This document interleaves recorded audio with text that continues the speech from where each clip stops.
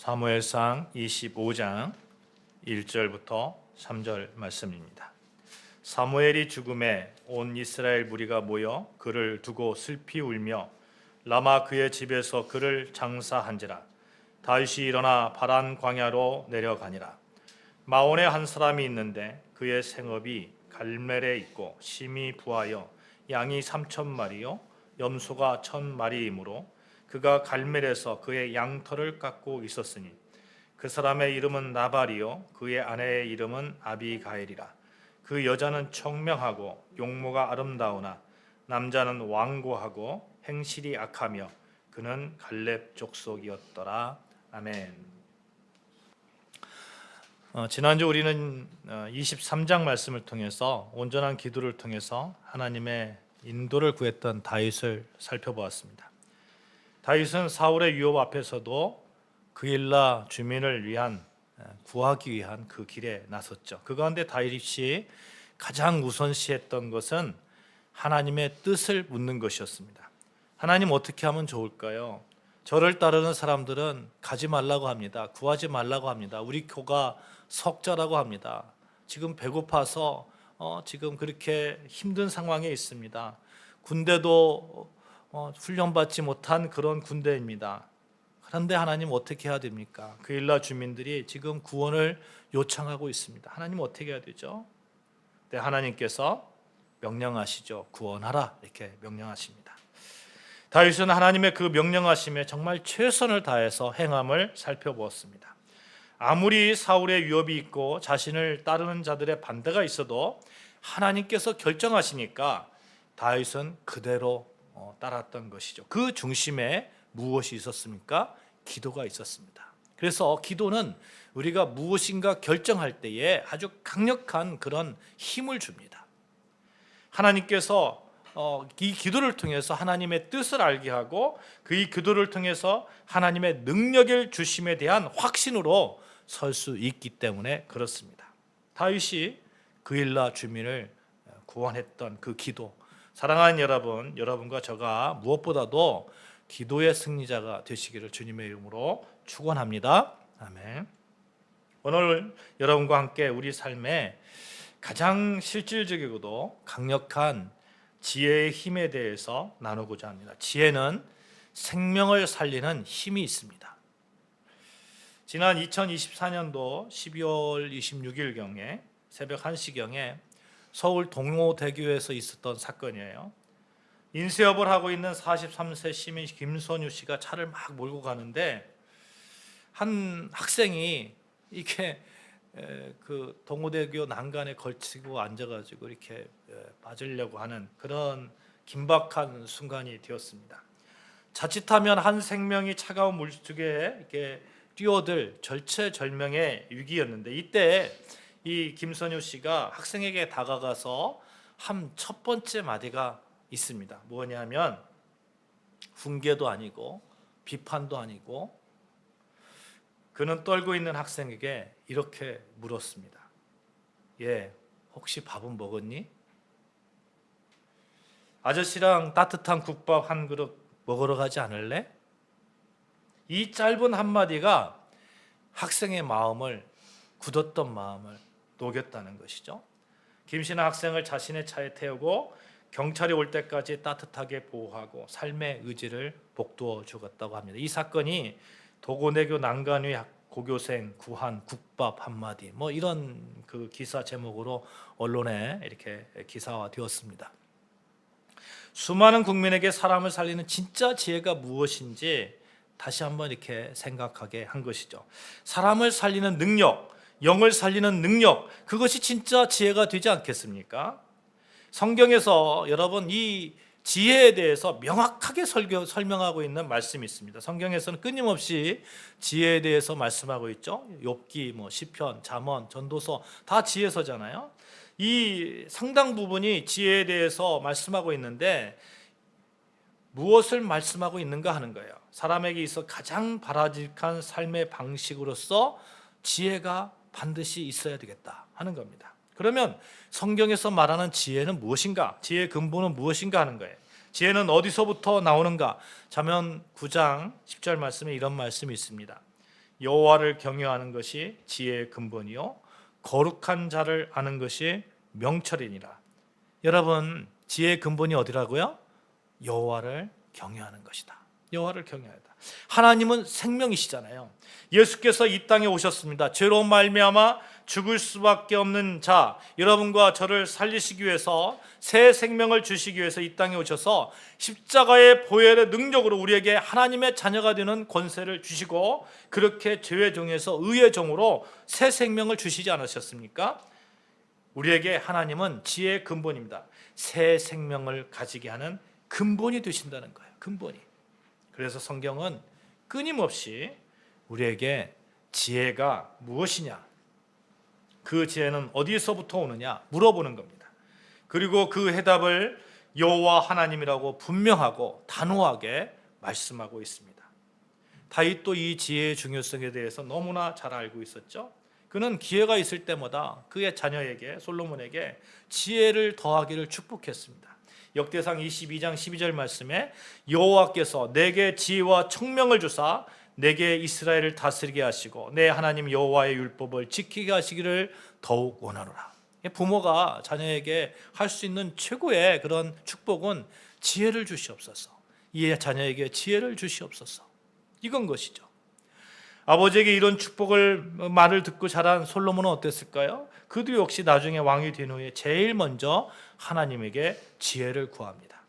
솔로몬이 하나님께 1,000번째 드리고 난 후에 하나님께서 솔로몬에게 물어보는 거예요. 너 소원이 무엇이냐? 그러니까 솔로몬이 첫 번째 말한 게 뭐예요? 지혜를 주소서. 지혜를. 하나님이 이 솔로몬의 지혜를 구함에 너무 기특해가지고 부와 재물과 영광도 같이 허락하시는 것이 역대상 1장의 말씀에 나오잖아요. 지혜와 지식이 있으니 부와 재물과 영광이 한꺼번에 주르륵 따라오는 겁니다. 사랑하는 여러분, 생명을 살리는 그 지혜의 근본이 여호와 하나님으로부터 나오심을 믿으시고 그 안에서 풍성한 삶을 사시기를 주님의 이름으로 축원합니다. 아멘. 어떤 지혜로운 일을 결정해 지혜가 필요한 그 일 가운데는 여호와 하나님을 붙드시는 거예요. 여호와 하나님을. 오늘 성경에서 나오는 세 사람이 등장합니다. 나발이라는 사람, 그의 아내 아비가일, 그리고 다윗. 이 세 사람이 펼치는 얘기가 한 토막의 드라마 같아요. 뒤쪽에 25장의 뒤쪽의 말씀이 너무 길어서 말씀은 안 읽었습니다만 우리 같이 이제 살펴보면서 여러분 보게 될 것입니다. 한 사람은 참 어리석은 사람이에요. 또 한 사람은 그렇게 지혜로울 수가 없습니다. 또 한 사람은 행동이 좀 어리숙하려다가 완전히 지혜롭게 바뀌어지는 그러한 모습을 보게 됩니다. 오늘 등장하는 세 명의 사람을 지혜를 아는데 반면교사로 삼으시면서 우리가 어떤 점이 지혜로운 사람을 만들고 어떤 점이 어리석은 사람을 만드는지를 여러분 같이 살펴보았으면 좋겠습니다. 오늘 본문 1절은 매우 무거운 그런 소식으로부터 시작되죠. 사무엘이 죽음에 이렇게 표현합니다. 온 이스라엘 무리가 모여 그를 슬피 울며. 사무엘이 누굽니까? 다윗의 머리에 기름을 부은 자입니다. 그러니까 다윗의 입장에서는 사무엘이 영적 지주가 되는 거예요. 자기의 든든한 배경이 되는 겁니다. 사울의 칼날을 피해 도망 다니던 다윗에게 사무엘의 생존은 그 자체로 하나님이 나를 버리지 않으셨다는 증표였어요. 그래서 든든한 배경이 되고, 그래서 실제로 그 다윗이 사무엘에게 처음 쫓겨서 도망갔을 때 어디로 갑니까? 사무엘이 있는 곳으로 가잖아요. 사무엘이 있는 곳. 라마나요스로 도망가잖아요. 이런 상황, 설상가상으로 다윗의 개인적인 삶도 처절합니다. 이 시기에 사울이 다윗을 더욱 고립시키고 모욕하기 위해서 정치적이고 개인적인 핍박을 이렇게 계속해서 가합니다. 심지어 다윗의 아내 미갈을 빼앗아 가지고 다른 남자에게 재혼시켜 버립니다. 내 아내를 빼앗아서 다른 남자에게 재혼시켜 버리는 거예요. 그 말씀이 사무엘상 25장 44절 말씀에 기록되어 있습니다.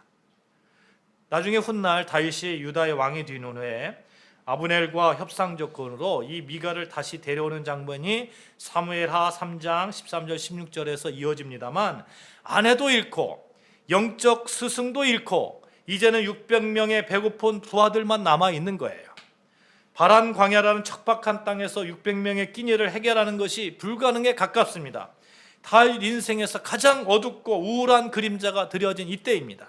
이런 절박한 상황에 다윗이 생각해낸 것이 무엇이냐 하는 거예요. 여러분, 다윗이 나발이라는 부자를 떠올립니다.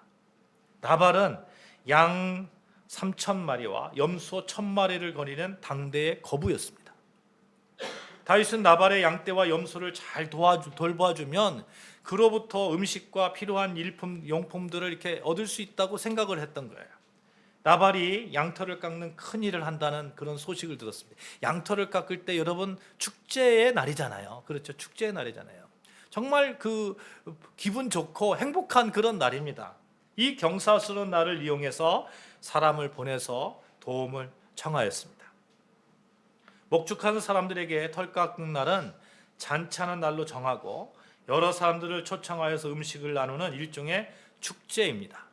이런 축제의 잔치에 다윗은 부하들을 보내서 재정적으로 어려운 형편을 이야기하고 도움을 받기를 이렇게 결심한 것이에요. 그런데 이게 나발의 반응이 참 대단합니다. 그는 정말 지혜롭지 못한 그런 행동을 했습니다.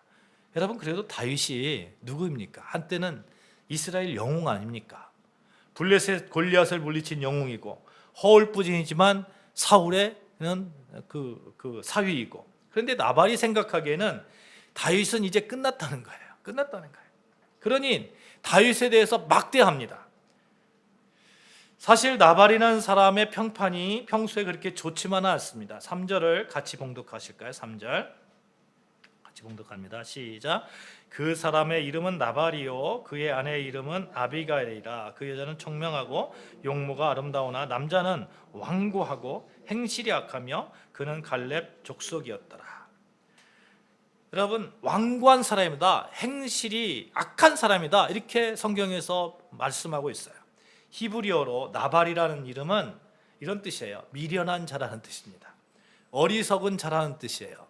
아버지가 아들에게 이름을 지어주는데 딱 지어주는 이름이 너는 어리석은 자야, 너는 미련한 자야, 이렇게 지으면 좀 이상하죠. 그렇게 지을 사람이 있을까요? 정말로? 어떤 부모가 자식의 이름을 바보라고 짓겠습니까? 그래서 학자들이 이건 본명이 아니고 그의 평소 행실과 성품을 보고 사람들이 붙인 별명일 것이다, 이렇게 얘기하는 거예요. 그의 이름조차 잃어버릴 만큼 그 성품이 악취를 풍기는 그런 사람이었다는 겁니다. 이런 그가 어떻게 그렇게 아나무인인 사람이 되었는가, 우리가 추측해 볼 수 있는 것들이 있어요. 나발이 당대의 거부였다는 겁니다. 나발을 소개하기 전에 나발에 대해서 뭐라고 표현합니까? 양 3,000마리, 염소 1,000마리를 가졌는데 그는 거부였다. 단순히 돈이 많다, 경제력이 많다, 이런 게 아니고 그는 거부했다 하고 그는 완고했다, 완고한 사람이다, 그는 어리석은 사람이다, 이렇게 얘기하는 것을 보아서 이 거부라는 것, 돈이 많다는 것이 그가 그렇게 행동하는데 어떤 결정적인 그런 역할을 했다는 것을 우리가 추측해 볼 수 있는 거예요. 나발의 첫 번째 이 심리적 병폐가 바로 이 오만함, 나는 이렇게 부자인데 하는 겁니다. 부자라고 다 특권의식을 가지고 오만함을 가진 건 절대 아닙니다. 제 주변에도 부자임에도 불구하고 얼마나 훌륭한 분들이 많은지 몰라요. 부자임에 불구하고 정말 한마디로 벌벌벌 떨면서, 우리는 그래도 식구도 이렇게 살잖아요. 그런데 사무실 가보면 완전히 그냥 한 10도 12도 텐트 쳐놓고 살아요. 근데 1년에 100억 200억 버는 분이래요. 그 돈을 벌어서 어디에 씁니까? 선교하고 남 도와주고 이런 데 쓰는 분도 많아요. 주변에 보면 많아요. 그런데 이 나발이라는 사람은 그렇지 않다는 거예요. 도리어 부가 그 사람을 통해서 오만함과 특권의식을 연결시키는 그런 결정적인 역할을 했다는 겁니다. 그는 자신이 누리는 부가 하나님의 은혜나 타인의 도움 덕분이라는 사실을 완전히 망각했습니다. 이걸 심리학적으로 자기애적인 인격 장애라고 그렇게 표현한다고 합니다. 그는 오직 나는 괜찮은 사람이야. 나는 부자야. 내가 뭐 이렇게 잘 된 거, 내가 정말 열심히 해서 그런 거야. 이런 생각을 했던 거죠. 그러니까 11절 한번 보실까요? 11절 같이 봉독합니다. 시작. 내가 어찌 내 떡과 물과 내 양털 깎는 자를 위하여 잡은 고기를 가져다가 어디서 왔는지도 알지 못하는 자들에게 주겠느냐 한지라. 여러분, 내 떡과 내 물과 내 양털 깎는 자를 위하여 내 고기를 가져다가 계속해서 소유격 내 것 이렇게 얘기하잖아요. 내 것. 여러분, 2026년을 살아가는 현대인의 마음과 너무나 닮아 있지 않습니까? 우리는 내가 이룬 성취, 내가 쌓은 커리어, 내가 소유한 어떤 것 전적으로 나의 노력과 능력의 산물이라고 생각합니다. 그러니 보십시오. 여러분, 우리 사회에 정이 있습니까? 그런 생각 가지고 있는데,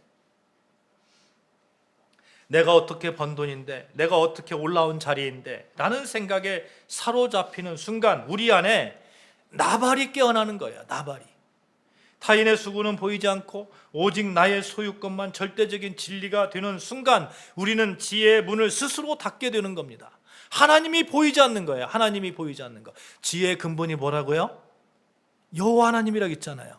그런데 내 것만 생각하는 순간 하나님이 보이지 않는 거예요. 지혜는 떠나가는 겁니다. 평상시 완고하고 행실이 약한 어리석음을 가지고 있으니 그의 언어에서도 굉장히 어리석음이 나타납니다. 나발이 얼마나 어리석은지 보십시오. 나발은 다윗을 모욕하는 말을 퍼부으며 다윗의 병사를 쫓아 보내었습니다. 도대체 다윗이 누구냐는 거예요. 도대체 나발이 다윗을 모릅니까? 다윗을 잘 알아요. 골리앗을 죽였던 그런 사람이고, 아니 왕의 사위를 모릅니까? 그리고 지금 600명이나 거느린 그런 사람인데 도대체 다윗이 누구냐? 이새의 아들이라는 자가 누구냐? 10절의 말씀에 그렇게 적혀 있거든요. 요즘은 종놈들이 저마다 우두머리가 되는 세상이거든. 내가 어찌 털을 깎느라고 수고하는 내 일꾼들에게 주려고 마련한 떡과 술과 고기를 어디서 굴러왔는지도 모르는 놈에게 주겠느냐? 이렇게 막 비난의 말을 퍼붓는 겁니다. 10절, 11절 제가 봉독할게요. 나발이 다윗의 사원들에게 대답하여 이르되 다윗은 누구며 이새의 아들은 누구냐? 요즘에 각기 주인에게서 억지로 떠나는 종이 많도다. 내가 어찌 내 떡과 물과 내 양털 깎는 자를 위하여 잡은 고기를 가져다가 어디서 왔는지도 알지 못하는 자들에게 주겠느냐 한지라. 다윗이 누구며 이새의 아들이 누구냐? 몰랐다는 말이 아닙니다. 그냥 다윗을 철저하게 뭉개는 겁니다. 요즘에는 억지로 자기 주인에게서 떠나는 종도 많도다. 주인 밑에서 충성할 생각은 않고 주인을 떠나서 도망다니는 그 놈에게 내가 어떻게 내 것을 줄 수 있겠느냐, 이런 얘기예요. 한때 그래도 다윗의 전쟁 영웅이고 조금 도와주면 계속해서 자기를 보호해 줄 그런 사람에도 불구하고 지금 나발은 억지로 적을 만들고 있는 거예요. 억지로. 여러분, 어리석음은 이런 겁니다. 하나님께로부터 오는 그런 지혜를 알지 못하니까 하나님께로부터 오는 지혜를 얻지 못하니까 그냥 적을 만들어 버리는 거예요. 분칠절과 남에 대한 무관심, 남을 무시하고 고집세고, 그것이 몸에 배어 있습니다. 그래서 성경에서 나발을 향하여 완고하고 행실이 악하다 말하는 거죠. 다윗이 이 사람에게서 사람을 보내서 음식을 요구한 것은 나발의 잔치를 벌이고 있었기 때문인데, 양떼를 치는 사람들, 양털을 깎아주는 그 시점에서 정말 기분 좋은 상황에서 그래도 조금이라도 이렇게 베풀 수 있는데 억지로 무시하고 적을 만들고 배려의 마음도 없고 무엇보다도 어리석은 그 사람, 이런 사람은 우리가 되지 말아야 되지 않겠습니까? 도대체 다윗이라는 작자가 누구냐? 어디서 왔는지도 모르는 자, 애비애미도 없는 놈, 뭐 이렇게 막 말을 퍼붓는 그 나발, 이 나발과 같은 그런 자. 사랑하는 여러분, 우리가 정말 우리 생각 속에서 정말 지혜로운 여호와의 그 지혜가 넘쳐나서 우리의 말까지도 정말 아름다운 말들이 여러분과 저를 입술을 통해서 이렇게 넘쳐나시기를 주님의 이름으로 축복합니다. 아멘. 여러분의 성격이 예수님을 닮아가면서 여러분의 입술을 통해서 좋은 말들이 넘쳐나기를 이렇게 소망하면서 그렇게 말 연습도 하자는 거예요. 잠언 18장 6절 7절 말씀에 보면 이런 말씀이 있거든요. 미련한 자의 입술은 다툼을 일으키고 그의 입은 매를 자청하느니라. 그의 입은 뭐라고요? 매를 자청한다. 얻어맞을 걸 자청한다는 거예요. 미련한 자의 입은 그의 멸망이 되고 그러니까 미련한 자의 입술을 통해서 그냥 죽음이라는 거예요. 멸망, 죽음이라는 거예요. 그의 입술은 그의 영혼의 그물이 되느니라.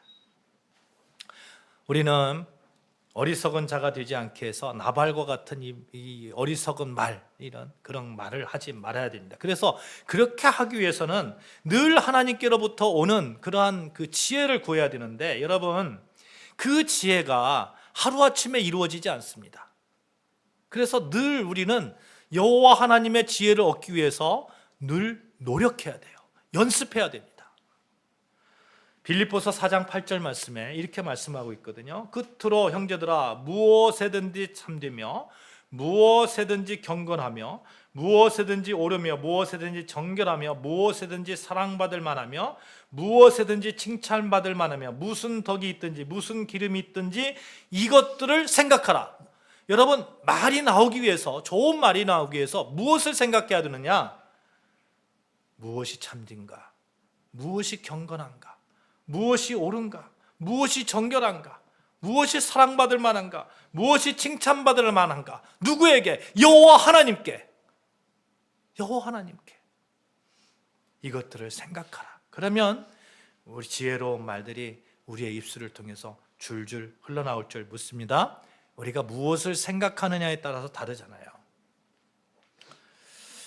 이런 말을 하면 어떤 결과가 올지, 어떤 사람이 상처가 될지, 어떤 파급 효과가 있을지 우리가 생각도 안 해보고 그냥 막 얘기하고 나서 주워 담으려고 하면 정말 안 되는 거죠. 제가 결혼 초기에 그랬거든요. 결혼 초기에 막 부부간에 제가 사모님하고 싸움이 있었을까요? 없었을까요? 뭐 한두 번 있었죠. 이렇게 싸움을 하면 그냥 막 던지는 거예요. 막 던져. 그리고 던지고 나서 나중에 생각하면 내가 그 말을 왜 했지? 내가 그 말을 왜 했지? 지금은 조금 나아졌나요, 사모님? 조금 나아졌죠? 여러분, 상처받는 것의 대부분이 말 때문입니다.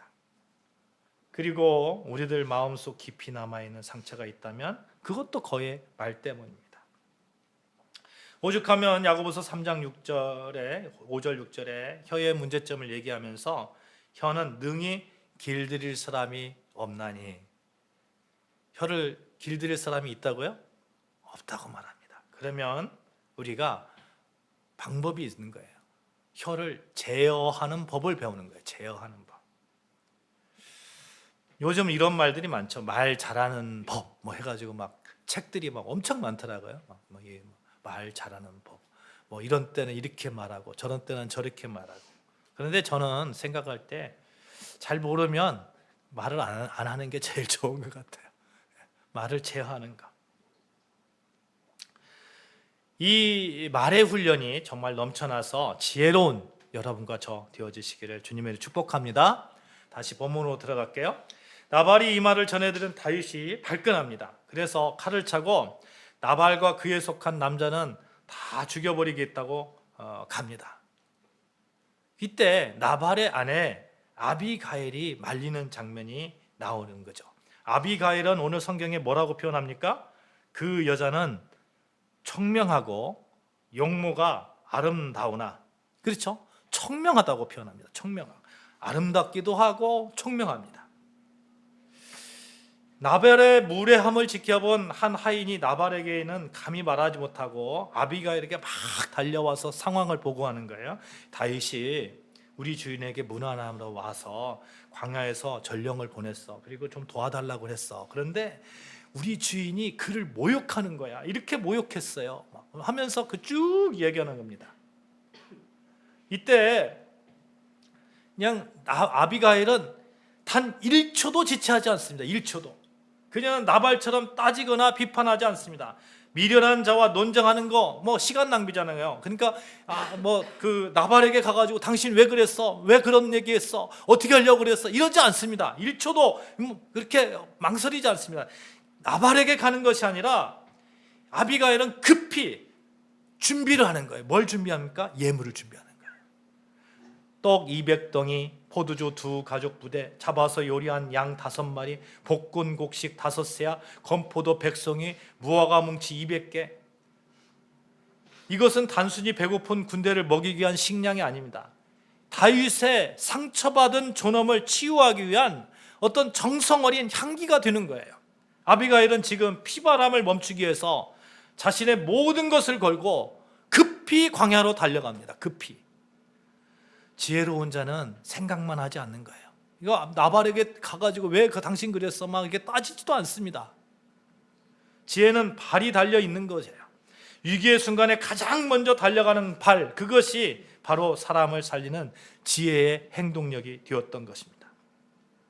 아비가일과 다윗이 이제 마주쳤어요. 일촉즉발의 그런 상황이 되었습니다. 다윗은 막 얼굴이 울그락불그락 할 거 아니에요. 그래서 군사들 데려와 가지고 막 다 죽이겠다고 이렇게 막 그 이성을 잃고 독서를 맺고 있는데, 내가 저놈의 것을 지켜준 것이 다 헛것이라고, 내가 그의 집에 속한 남자 한 명도 남기지 않고 다 죽이겠다고 이렇게 얘기하는데, 아비가일이 어떻게 행동을 취하는가 보십시오. 23절 보십시오. 23절 같이 봉독합니다. 그가 같이 봉독합니다. 시작. 아비가일이 다윗을 보고 급히 나귀에서 내려 다윗 앞에 엎드려 그의 얼굴을 땅에 대니라. 여러분, 이 장면을 한번 상상해 보십시오. 그 광야에서 바람이 막 이르는 그런 무장한 군대들이 막 오는 거예요. 여인이 먼지투성이 바닥에 얼굴을 꽉 묻는 겁니다. 딱 묻는 거예요. 이게 비굴함이라고 표현합니까? 여러분, 이걸 비굴함이라고 표현하지 않습니다. 지혜라고 표현한 거예요. 거룩한 낮아짐입니다. 지혜는 상대의 발 앞에 엎드림으로써 상대의 칼을 무력화시키는 거예요. 바싹 엎드린 아비가일이 입술을 엽니다. 그녀가 24절부터 31절에 쏟아낸 말은 성경 역사상 있잖아요, 가장 탁월한 설득력을 가지고 있는 그런 말이에요. 그런 언어예요. 여기 언어에 몇 가지 지혜가 숨겨져 있는데, 여러분 첫 번째로 볼 수 있는 게 이런 거예요. 내 주여 원하건대 이 죄악을 나에게로 돌리소서. 이 죄악을 내 남편이 한 거, 내 남편이 그렇게 잘못한 거 누구에게로? 내 남편에게 말하지는 않습니다. 나에게로 돌리소서. 나에게로. 상대방의 분노를 잠재우는 가장 빠른 길, 내 탓이라는 거예요. 내가 잘못했다는 거예요. 지혜의 언어는 책임을 전가하지 않고 책임을 이렇게 흡수하는 것을 보게 됩니다. 그녀는 나발을 상대할 가치도 없는 미련한 자로 규정하면서 다윗의 시선을 하찮은 나발에게서 위대한 하나님께로 이렇게 돌려놓습니다. 바라보는 관점을 다른 방향으로 이렇게 돌려놓습니다. 28절, 29절 같이 봉독할까요? 28절, 29절 같이 봉독합니다. 시작. 주의 여종의 허물을 용서하여 주옵소서. 여호와께서 반드시 내 주를 위하여 든든한 집을 세우시리니 이는 내 주께서 여호와의 싸움을 싸우시며 내 주의 일생에 내 주에게서 악한 일을 찾을 수 없습니다. 사람이 일어나서 내 주를 쫓아 내 주의 생명을 찾을지라도 내 주의 생명은 내 주의 하나님 여호와와 함께 생명싸개 속에 쌓였을 것이요 내 주의 원수들의 생명은 물매로 던지듯 여호와께서 그것을 던지시리이다. 여호와께서 내 주를 위하여, 내 주가 다윗을 말하는 거예요. 내 주를 위하여서 든든한 집을 세우시고 사람이 일어나서 내 주를 쫓아서 내 주의 생명을 찾을지라도 하나님께서 당신을, 내 주를 지켜주실 것인데, 생명싸개, 여호와의 그 생명싸개가 다윗을 싸고 있는데, 당신을 싸고 있는데, 그 작은 일로, 나발의 그 작은 일로 피를 묻히지 마소서. 피를 묻히지 마소서. 30절 말씀. 그리고 미래를 향한 비전을 보여주는데, 여호와께서 내 주에 대하여 하신 말씀대로 모든 선을 내 주에게 행하사 내 주를 이스라엘 지도자로 세우실 때에, 내 주를 이스라엘 지도자로 세우실 때에 내 주께서 무지한 피를 흘리셨다든지 친히 보복하셨다든지 함으로 말미암아 슬퍼하실 것도 없고 마음에 걸리는 것도 없으시리니. 여러분, 기가 막힌 설득 아닙니까?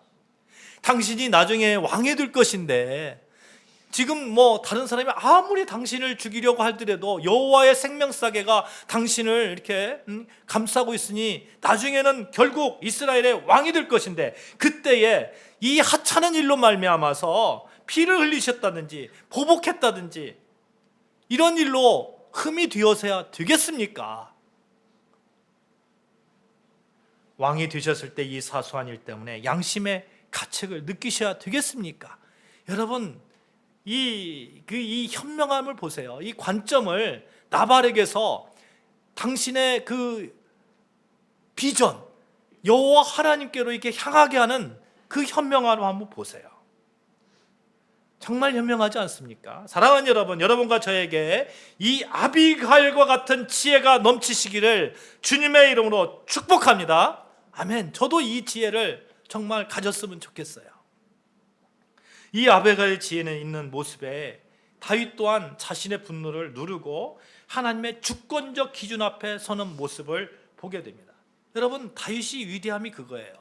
죽이러 갔잖아요. 막 죽이러 갔어요. 분노가 막 솟구칩니다. 그럼에도 불구하고 이렇게 아비가일의 이 지혜로운 말에, 그렇지, 나는 하나님의 사람이지, 그 나의 보복은 하나님께서 하는 것이지, 내가 이 칼을 휘두르면 내 동족을 죽이는 것이지, 이렇게 생각하는 겁니다. 하나님은 다윗을 이스라엘 왕국으로 세우시기 전에 압둘람 구이라는 고난의 학교에 넣어서 정말 하나님과의 관계가 회복되어지는 그러한 역사를 이루어 가셨잖아요. 그리고 지금은 이 나발이라는 사람을 통해서 사람과 사람 사이에 있을 수 있는 관계의 감정, 이것을 터치하는 거예요. 그리고 시험대를 올려놓는 겁니다. 사무엘상 24장에 보면 다윗이 엔디게 굴에 숨어 있을 때 사건이 나오잖아요. 이때 사울이 다윗을 쫓아서 3,000명을 데리고 왔다가 마침 굴 쪽에서 용변이 말아온 사건이 있었습니다. 동굴로 막 그렇게 들어가는 거예요. 다윗이 그 속에 숨어 있었어요. 사울을 죽이기에 절호의 기회입니다. 다윗의 부하들이 하나님이 주신 기회입니다. 사울을 죽이면 됩니다. 그러니까 다윗이 몰래 용변을 보고 있는 사울의 뒤로 가서 옷자락을 싹 잘랐어요. 그런데 이 사울의 옷자락을 자른 그것 때문에 다윗의 마음이 아픈 겁니다. 내가 여호와께 기름 부은 받은 자의 그 옷자락을 내가 베었다. 내가 그런 마음을 조금이라도 가졌다. 이런 마음을 가지고 마음이 정말 아팠던 그런 사람입니다. 그런데 이런 다윗이 25장에 들어오니까 완전히 다른 사람이 되었어요. 고작 식량 문제로 나발이라는 한 미련한 자의 무례한 말 한마디 때문에 그는 400명을 무장시켜서 사륙하라고 합니다. 여러분, 이거 다윗의 모순 아닙니까? 모순이잖아요. 여러분, 정말 그렇잖아요. 어떤 사람은 살려야 되고, 어떤 사람은 자기를 죽이려고 하는 사람은 살려줘요. 그리고 정말 자기를 모욕했다는 그 이유 때문에 다 죽이려고 합니다. 모순이잖아요. 여러분과 저도 이런 모습이 있지 않습니까?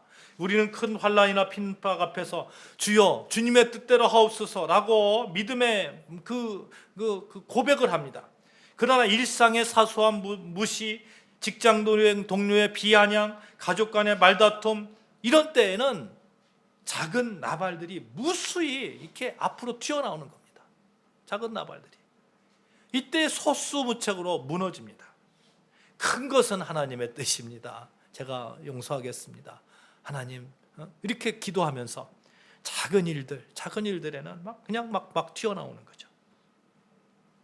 사울은 용서해도 나발은 죽이겠다는 것, 이것이 다윗이 가졌던 자기 중심적 기준입니다.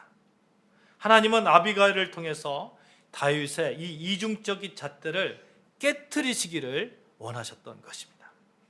하나님은 다윗에게 나발을 통해 지혜가 없는 자의 비참한 끝을 보게 하셨어요. 아비가일을 통해 지혜가 있는 자의 아름다운 중보를 보게 하셨습니다. 다윗은 나발의 완고함을 보며 자신의 분노 속에 숨어있는 이 나발다움을 봤던 겁니다. 발견했던 거예요. 나발이 다윗이 누구냐고 무시했을 때, 다윗이 칼을 들고 온 그 이유, 그가 나발과 똑같은 수준의 교만함이 있었기 때문에 그렇습니다. 네가 어떻게 감히 나를 몰라봐? 네가 어떻게? 자존심은 나발의 탐욕과 뿌리가 같습니다. 그러나 다윗은 아비가일의 말을 듣고 다시 깨닫게 됩니다. 그는 아비가일의 입술을 빌려 말씀하시는 하나님의 음성을 들었던 겁니다. 여러분, 여기에 다윗이 위대함이 있는 거예요. 어리석은 자 나발은 아비가일의 말을 듣지 않고 술에 취해 있었지만, 지혜로운 자 다윗은 분노의 광기 속에서도 하나님의 세밀한 음성을 잡아내는 청중의 귀가 있었던 겁니다. 지혜는 실수를 안 한 것이 아니라 실수하는 순간 하나님의 막아서심을 알아차리고 즉시 돌이키는 능력이라고 믿습니다. 사랑하는 여러분, 믿음이 성숙이란 큰 것이든 작은 것이든 모든 것을 하나님의 기준으로 살아가는 것입니다. 다윗의 모습은 사울과 나발의 예를 보아서 알 수 있듯이 큰 것은 하나님의 기준으로 생각했지만 작은 것은 자기 기준으로 판단했던 거예요. 이런 다윗에게 하나님은 아비가일을 내세워서 그를 깨우쳐 주고 있습니다. 내 손에 피를 묻히지 말라. 생명은 나 여호와의 소관이다. 보복도 내가 한다. 다윗은 이 하나님의 음성에 경청했고 순종합니다. 정말 이런 사람, 지혜로운 사람이 되는 것이죠. 귀가 있다는 얘기 듣잖아요. 귀가 있다. 들을 귀가 있다. 여러분, 다윗은 이 들을 귀가 있었던 거죠. 그가 실수를 많이 하잖아요. 다윗도 실수 많이 하잖아요. 우리가 아는 바와 같이 우리아의 아내 밧세바의 동침 사건들, 또 이때 나단 선지자가 와가지고 질책할 때에 다윗이 바로 회개하면서 듣잖아요. 이것이 지혜가 아니겠습니까? 그렇다면 어떻게 하면 다윗과 같은, 또 아비가일 같은 지혜로운 사람이 될 수 있을까? 어떻게 하면 우리 마음의 분노와 갈등 문제들 앞에서 나발의 완고함을 버리고 다윗처럼 빚어짐을 그런 삶을 살 수 있을까? 생각해 보면 여러분, 그 해답이 예수 그리스도밖에 없습니다. 오직 예수 그리스도의 지혜, 그 안에 있다는 겁니다. 따라해 봅시다. 예수 그리스도가 우리의 지혜다. 시작. 예수 그리스도가 우리의 지혜다. 아비가일이 다윗의 발 아래 엎드려 남편의 죄를 자기 것으로 돌렸듯이 예수 그리스도는 우리라는 나발의 죄를 짊어지고 하나님 아버지의 진노 앞에 스스로 엎드리셨잖아요. 스스로. 아비가일의 언어가 다윗의 칼을 멈추었듯이 십자가에 위에서 흘리신 주님의 보혈이 우리를 향한 하나님의 심판의 칼날을 멈추게 하셨잖아요. 우리는 억울한 일을 당할 때마다 스스로 심판자가 되려고 합니다. 저 사람은 벌을 받아야 돼. 내 손으로 되갚아줘야 돼. 생각합니다. 하지만 여호와 우리 하나님, 그 하나님의 그 사랑을 가장 잘 알고 있는 예수 그리스도는 그렇게 하지 않으셨습니다. 주여, 저들의 죄를 용서하여 주시옵소서. 그 주님의 지혜가 우리 안에 들어올 때에 우리는 나를 무시하는 나발 앞에서 생명싸개 속에 보호받고 있는 나의 존귀함을 발견하게 될 것입니다. 세상이 나를 어떻게 평가하느냐, 이게 뭐가 중요하겠어요? 하나님이 나를 왕같은 제사장이라고 그렇게 말씀하시는데 그거 하나 믿으면 되잖아요. 사랑하는 여러분, 말씀을 맺고자 합니다. 나발이 어떻게 되었습니까? 나중에 열흘 뒤에 하나님께서 친히 그를 치셨습니다. 그리고 죽었어요. 다윗이 직접 손에 피를 묻히지 않았어요. 공의로운 하나님께서 해결하셨습니다. 이후의 결말이 더욱 놀랐습니다. 다윗은 홀로 남은 이제 그 나발이 죽었으니까 아비가일이 이제 그 남편이 없는 거잖아요. 예? 아비가일을 아내로 맞이합니다. 그러니까 다윗의 입장에서 아비가일이 얼마나 현명하게 보였는지 몰라요. 또 아름답다고 표현하잖아요. 아름답고 현명하니까 아내로 맞이합니다. 그녀를 아내로 맞이함으로 인해서 다윗은 유다 지파의 가장 부유하고 영향력 있는 기반을 얻게 된 거예요. 나발이 어떤 사람이에요? 부자잖아요. 아비가일이 남편의 재산 가지고 있잖아요. 다윗이 부한 그런 사람이 됩니다. 당시에 다윗은 왕이 될 수 있는 정치적 기반을 다 잃어버렸을 때입니다. 우선 1절에 봤던 것처럼 자기에게 왕이 될 것이라는 기름 부어줬던 사무엘도 죽고 없습니다. 사울이 자기 딸 미가를 다른 남자에게 이렇게 주었습니다. 왕의 나인도 없고 뭐 사무엘 지켜주는 백도 없습니다. 이런 가운데에 지금 다윗이 아비가일을 아내로 맞이함으로 인해서 어떤 힘을 얻게 된 겁니다. 나중에 다윗이 왕으로 추대를 받는데 바로 이 헤브론에서 추대를 받습니다. 추대를 받아요. 다시 얘기해서 이 모든 것이 하나님의 계획 안에서 움직이고 있었다는 겁니다. 하나님은 나발의 무례함과 다윗의 분노라는 어둠 속에서 완벽한 계획을 진행하고 계셨던 것입니다. 다윗은 지혜로운 아비가일이라는 한 여인을 통해서 이스라엘의 왕으로 어떻게 됐습니까? 빚어졌습니다. 그렇게 빚어졌어요. 사랑하는 여러분, 우리도 다윗처럼 하나님 앞에서 날마다 빚어지는 여러분과 제가 되어주시기를 주님의 이름으로 축원합니다. 그래서 새 생명된 자로서의 삶, 생명을 살리는 복음의 기수로서 삶이 온전히 펼쳐지고 그렇게 정말 지혜로운 자로, 아비가일처럼 지혜로운 자로, 겸손과 배려로 하나님의 뜻을 가지고 다윗처럼 언제든 내 생각을 적고 하나님의 음성에 순종하는 그런 지혜로운 자로,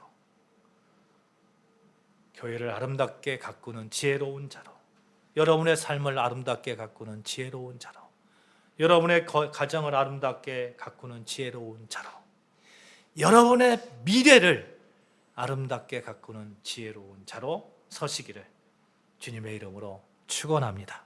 아멘. 기도하시겠습니다. 하나님 아버지 감사합니다.